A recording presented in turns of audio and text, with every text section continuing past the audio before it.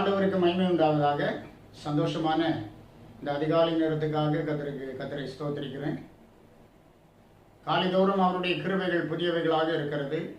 புதிய கிருபையினாலும் புதிய சந்தோஷத்தினாலும் புதிதான அபிஷேகத்தினாலும் இந்த நாளில் ஆண்டவர் நம்மை வழிநடத்துகிற தேவனாக இருக்கிறார். இந்த காலை வேளையிலே நாம் தியானிக்கும்படியாக தெரிந்து கொண்டதான வேத பகுதி யோபின் புத்தகம் 38வது அதிகாரம் 41வது வசனம்.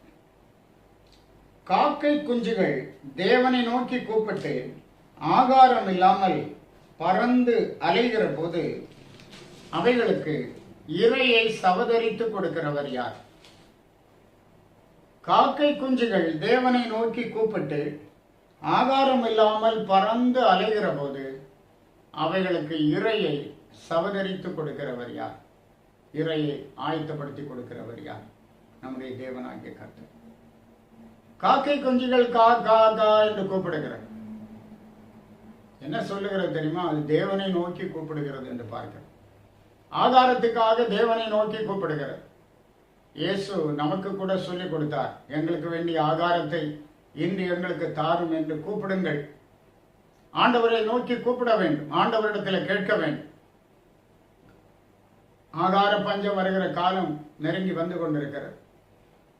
ஆண்டவரே எங்களுக்கு வேண்டிய ஆகாரத்தை இன்று எங்களுக்கு தாரும் என்று சொல்லி கர்த்தரை நோக்கி ஜெபித்து ஆகாரத்தை பெற்றுக்கொள்ளுகிறவர்களாக நாம் இருக்க வேண்டும்.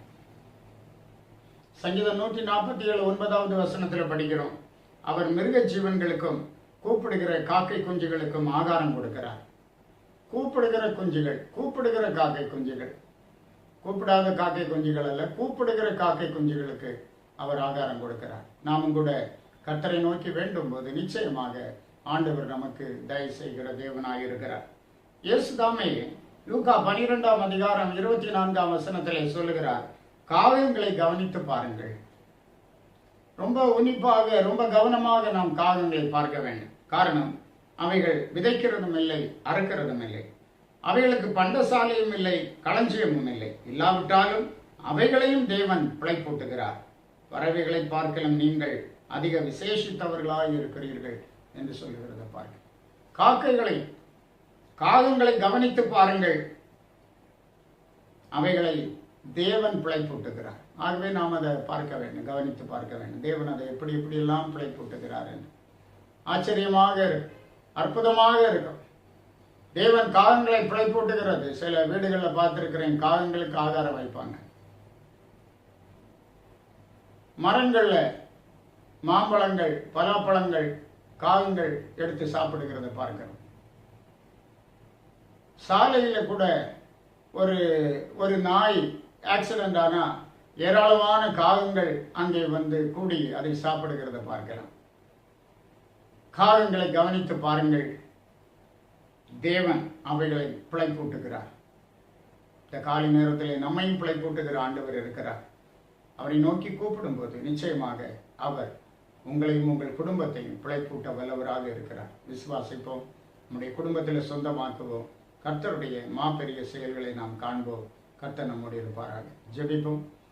நல்லவரும் நன்மை செய்கிறவருமாயிருக்கிற எங்கள் அன்பின் ஆண்டவரே, நாங்கள் துதிக்கிறோம், ஸ்தோத்திரிக்கிறோம். ஆண்டவரே, நீர் உம்முடைய பிள்ளைகளை அதிகமாக நேசித்து வழிநடத்துகிற ஆண்டவராக இருக்கிறீர். இந்த காலை நேரத்திலும் கூட காகங்களை பிழைப்பூட்டுகிற ஆண்டவர் எங்களையும் பிழைப்பூட்டுகிறார். அவைகளை பார்க்கல நாங்கள் விசேஷித்தவர்கள் என்கிறது அறிய ஆண்டவர் எங்களுக்கு கிருபை தந்தி. ஆகவே பாரமான யாவத்தையும் சுற்றி நெருங்கி நிற்கிற பாவத்தை தள்ளிவிட்டு விசுவாசத்தை துவக்கிறவரும் முடிக்கிறவருமாகிய இயேசுவை நோக்கி நாங்கள் பொறுமையோடு ஓட ஆண்டவர் எங்களுக்கு கிருபைத்தார். எல்லா நன்மையாலும் நிரப்பும் ஆசீர்வதியும். இயேசு மூலம் கேட்கிறோம் பிதாவே. ஆமென். ஆமென். God bless you.